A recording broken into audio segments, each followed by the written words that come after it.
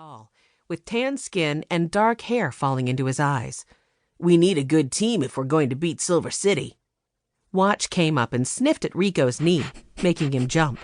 Then he bent down to pet the dog. "The Greenfield Steam Team can do it," said Naomi.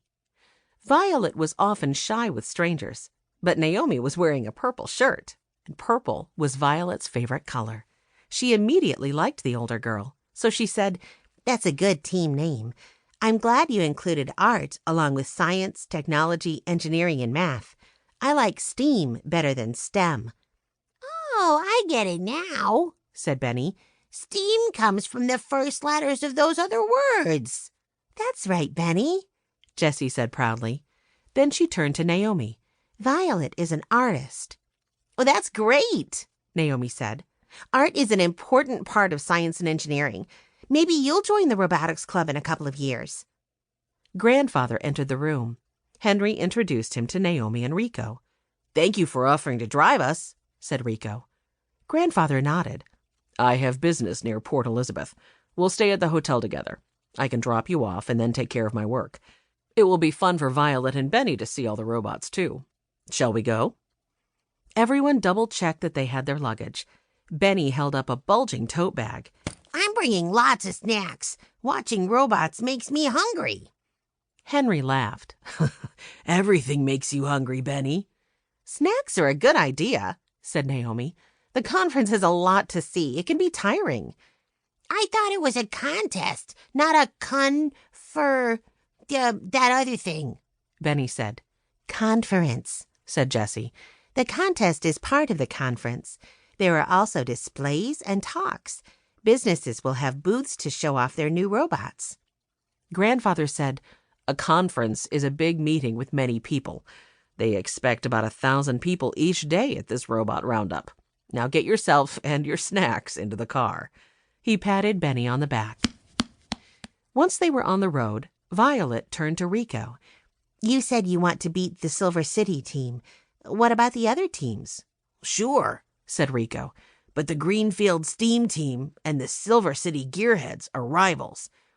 "We get along with most of the teams," Naomi explained. "Building robots is mainly about learning and having fun, but it's different with the Gearheads." "Tell them what happened last year," said Henry. Rico nodded. "The Silver City team is very competitive, especially this boy named Logan. He can get pretty insulting." "He doesn't have the right spirit for the robot roundup," Naomi said. "But that's not the worst part. Last year, we won fair and square, but Logan complained. He said the judges hadn't given us the right score." Violet stared at her with wide eyes. "What happened?" Naomi shrugged. "The judges stayed with their decision. We got the trophy and the prize money. But Logan and the Gearheads kept saying bad things about us. It took some of the fun out of winning." Jessie made a face. "I'm not looking forward to meeting him." "We'll avoid him as much as possible," said Henry. "We have a good robot, and we play fair."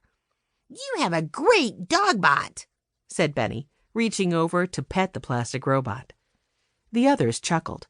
"That's the right spirit," said Grandfather. "We're nearing Port Elizabeth. Henry, can you help me find the exit?" Henry used the map on his phone to find the best way to the hotel. After a few minutes, they pulled up at the door and piled out. They carried their bags into the lobby and waited while Grandfather checked in. Jessie looked around the lobby. "It's time to meet Coach Kaleka, but I don't see him yet." Henry, Rico, and Naomi also looked around the lobby. A few people sat in chairs, while others came and went. Naomi said, "I don't see Coach, but there's the Silver City team." A short woman with big glasses was talking to 4 children. One of them, a boy about Henry's age, glanced around the room. When he spotted their group by the check-in desk, he walked over. "Look, it's the Greenfield Daydream team," he said. "Because you're dreaming if you think you can beat us." Naomi rolled her eyes. "Hello, Logan." "Are these your new team members?" Logan pointed at Violet and Benny. "I guess even little kids could do better than you." "Hey, I could make a good robot," Benny said. Violet simply ducked behind Jessie. She didn't want any trouble. Henry stepped forward. "I'm Henry, and this is..."